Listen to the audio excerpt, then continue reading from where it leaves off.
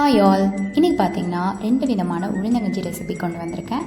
வாங்க எப்படி செய்கிறதுன்னு பார்க்கலாம். ஸோ ஃபர்ஸ்ட்டு ஒன் பார்த்தீங்கன்னா, ஒரு 4 டீஸ்பூன் உளுந்தை வந்து நல்லா ஊற வச்சுக்கணும். ஊற வச்சு அதை வந்து பேஸ்ட்டு மாதிரி ரெடி பண்ணிக்கணும்.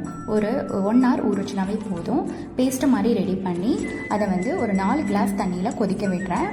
கொதிக்க விட்டுட்டு அந்த பேஸ்ட்டை வந்து நான் உள்ளே போட்டு நல்லா கட்டி விடாமல் கிளறிட்டே இருக்கணும்.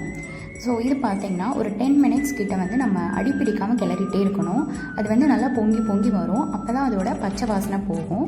ஸோ நெக்ஸ்ட்டு பார்த்திங்கன்னா ஒரு மூடி தேங்காய் அண்ட் ஒரு ஏலக்காய் இதை வந்து நம்ம நல்லா அரைச்சி தேங்காய் பாலை எக்ஸ்ட்ராக்ட் பண்ணி எடுத்துக்கணும். அண்ட் தென் ஒரு 10 minutes 15 minutesக்கு அப்புறம் வந்து இந்த தேங்காய் பாலை அதில் ஆட் பண்ணணும். நம்ம உளுந்த கஞ்சியில் ஆட் பண்ணணும். ஒரு 2 நிமிஷம் கொதிக்க விட்டு இறக்கிடணும். இல்லை நாட்டு சக்கரை ஆர் வெல்லம் போட்டு சர்வ் பண்ணலாம். ரொம்ப நல்லாயிருக்கும். ஸோ நெக்ஸ்ட் ஒன் பார்த்திங்கன்னா ட்ரை பவுடர். ஸோ உளுந்து 1 கிலோ எடுத்துக்கிட்டேன், கருப்பு உளுந்து. அண்ட் பாதாம் அண்ட் முந்திரி ஈச் வந்து 100 கிராம் எடுத்துக்கிட்டேன். 6 ஏலக்காய்.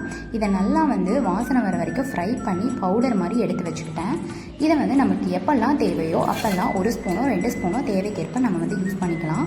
ஸோ இதுக்கு 1 கிளாஸ் தண்ணி வந்து 1 கிளாஸ் வேணும், பால் கஞ்சி வேணும் அப்படின்னா நம்ம 1.5 கிளாஸ் வந்து தண்ணி ஊற்றணும். ஏன்னா அது வந்து கொஞ்சம் திக்காகும்.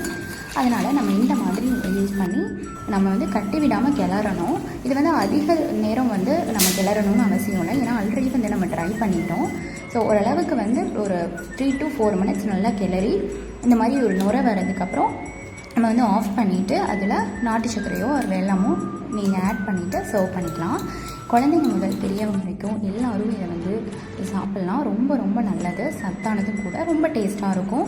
இந்த ட்ரை பவுடர் மிக்ஸ் வந்து மில்க்லேயும் ஆட் பண்ணிக்கலாம்.